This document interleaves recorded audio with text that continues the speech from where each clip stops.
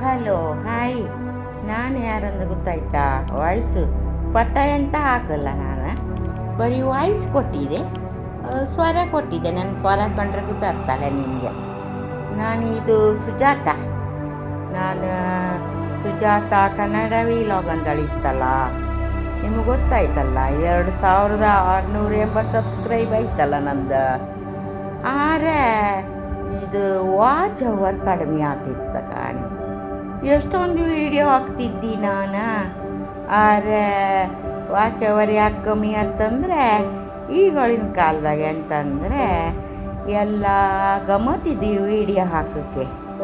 ಅವ್ರವ್ರದ್ದು ಜೀವನದ ಸ್ಟೋರಿ, ಇವತ್ತೇನಾಯ್ತು, ನಾಳೆಗೇನಾಯ್ತು, ಎಂಥ ತಿಂದೆ, ಎಂಥ ಉಂಡೆ, ಅಲ್ಲಿ ಹೋದೆ, ಇಲ್ಲಿ ಬಂದೆ, ಅದನ್ನು ತಗೊಂಡೆ, ಇದನ್ನು ತಗೊಂಡೆ ಅಂದಳಿ ತೋರ್ಸ್ರೆ ಮಾತ್ರ ಆ ವಿಡಿಯೋನ ಫುಲ್ ಕಾಂಬೋದೆಲ್ಲರೂ.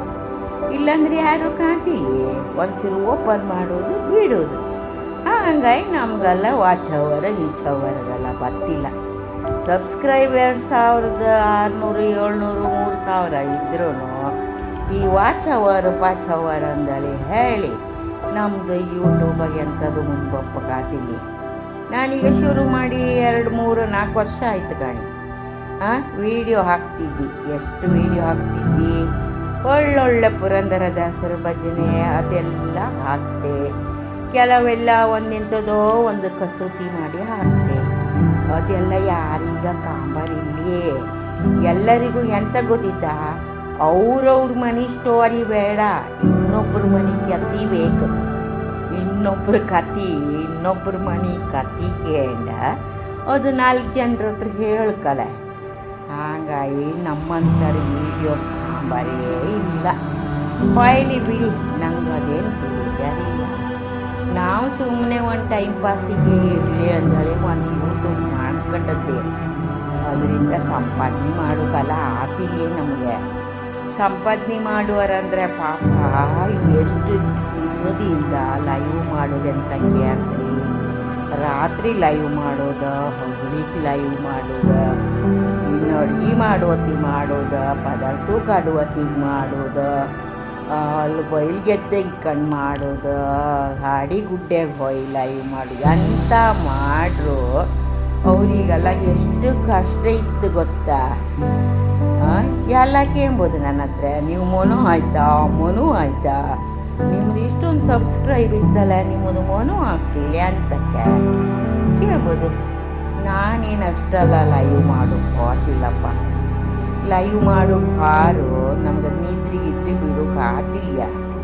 ನಮ್ಮ ವಯಸ್ಸಿಗೋದೆಲ್ಲ ಬೇಕಾದ್ದು ಅಲ್ಲ, ಒಟ್ಟು ಖುಷಿಗೆ ಒಂದು ನೆನಪಿಗೆ ಯೂಟ್ಯೂಬ್ ಮಾಡ್ಕೊಂಡಿದ್ದಂದ್ರೆ ಹೇಳಿ ಒಂದು ಖುಷಿ ಅಷ್ಟೇ ಬಿಟ್ಟರೆ ಮತ್ತದಂಥದ್ದು ಇಲ್ಲ. ಈಗ ಎಂತ ಗೊತ್ತಿದ್ದ, ಇವತ್ತು ನಾನು ಒಂದು ಬರ್ತ್ಡೇ ಪಾರ್ಟಿ ಮಾಡಿದೆ, ಎಷ್ಟು ಜನರು ಕಡಿದೆ, ಇಷ್ಟು ಜನರು ಕಡಿದೆ, ಅಲ್ಲಿ ಅಂಗಡಿಗೆ ಹೋದೆ, ಆ ಸೀರೆ ತಗೊಂಡೆ, ಇಲ್ಲಿ ಹೋದೆ, ಈ ಚಿನ್ನ ತಗೊಂಡೆ, ಎಂಥದೋ ಪಾರ್ಸೆಲ್ ಬಂದಿತ್ತು, ಅದನ್ನು ಓಪನ್ ಮಾಡಿ ಕಾತೆ. ಜನರು ಇದೇ ಕೈಮ್ಗೆ ಒಂಥರ ಕ್ಯೂರಿಯಾಸಿಟಿ ಆಯಿತಾ. ನಮ್ಮ ಕಂಡಾಗಿದ್ದ ಪುರಂದರದಾಸರ ಭಜನೆ ಒಂದು ಸರ್ತಿ ಕೇಂಡು ನಿಮ್ಮ ಕೆಮ್ಮಿ ಒಳಗೆ ಹೋಯ್ ಮಂಡಿ ಒಳಗೆ ಹೋಯ್ತಂದ್ರೆ ನಿಮಗೆ BP ಬತ್ತಿಲ್ಲ, ಶುಗರು ಬತ್ತಿಲ್ಲ. ಎಲ್ಲ ಡಾಕ್ಟ್ರ್ ಹತ್ರ ಹೋರಿ ಎಲ್ಲ ನಾರ್ಮಲ್ ಆಯ್ತು ಕಾಣಿ. ಎಂತಕ್ಕೆ ನಮ್ಮ ಮನೆ ಕತ್ತಿ, ನಮಗೆ ಇನ್ನೊಬ್ಬರ ಮನೆ ಕತ್ತಿ ಕಟ್ಕೊಂಡು ನಮಗೇನಾಯ್ತು ಹೇಳಿ? ಅದನ್ನೆಲ್ಲ ಕೇಳಿ ನಮಗೀಗ BP, ಶುಗರು, ತಲೆನೋವು, ಹೊಟ್ಟೆ ನೋವು, ಸೊಂಟ ನೋವು ಒಂದೇ ಇಡಲ್ಲ. ಡಾಕ್ಟ್ರ್ ಬಿಡ್ಕೋರೆ ಇವತ್ತು ಕಾಲು ನೋವು ಒಂದೊಳ್ಳೆ ಫಾರಿಸ್ಟ್ ಮಾಡಿ ಕೊಡ್ತಾರೆ, ಅದು ತಗೊಂಡು ಒಂದು ವಾರಕ್ಕೆ ಮತ್ತು ಶುರು ಆಯ್ತು ಕಣಿ. ಮೊದಲು ಜಾಸ್ತಿ ಅಸಿಡಿಟಿ ಶುರು ಆಯ್ತು. ಅಸಿಡಿಟಿ ನನಗೆ ಗ್ಯಾಸ್ ಇಷ್ಟು ಮಾಡಬೇಕು.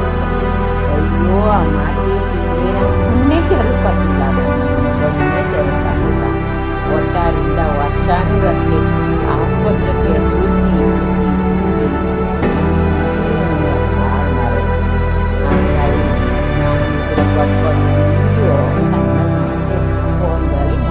ಮಾಡಿದೆ. ನಮಗೇನದೀಗ ನೀವು ನಂಗೆ ಗೊತ್ತಿಲ್ಲ. ಅಧಿಕ ಪ್ರಸಂಗಿ ಅಂತೀಯೋ ಎಂಥದೋ ಎಂಥದೇ ಇರಲಿ ಒಂದು ಒಂದು ಒಳ್ಳೆ ವಿಡಿಯೋ ಮಾಡಿ ಹಾಕ್ತದೆ.